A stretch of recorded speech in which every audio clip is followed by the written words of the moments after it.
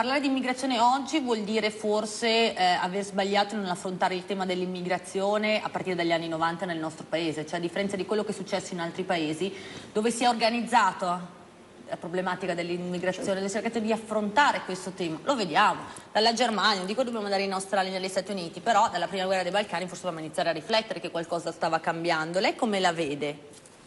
Io credo che innanzitutto vada salvaguardata la vita umana.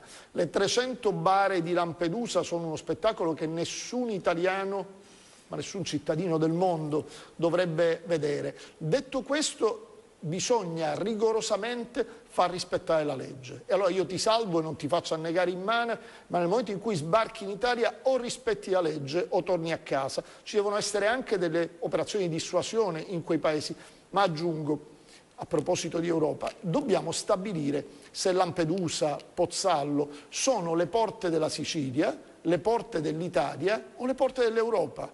Fino ad oggi, devo dirlo con amarezza, sono state le porte della Sicilia, perché l'Italia si è presentata a qualche commemorazione nel momento in cui c'era la tragedia, l'Europa nemmeno quello ha fatto. Allora capite, il problema vero è questo: noi possiamo creare un corridoio umanitario che passi dall'Italia ma che vada in Europa, ma non possiamo fare in modo che l'Europa faccia finta di non vedere quello che sta accadendo in Sicilia e al sud del nostro paese con gli sbarchi. Per cui la nostra posizione è netta e chiara: un rispetto della legge e un'imposizione all'Europa di condividere con noi questa problematica e non di lasciarci soli nel momento in cui il problema si pone. Negli altri paesi, quando sono sorte questioni, hanno sempre chiesto aiuto all'Italia. L'Italia c'è sempre stata. Non si capisce che Europa è, dove se non hai problemi, e vabbè ci stai, quando c'è qualcosa da risolvere ti lasciano e ti abbandonano.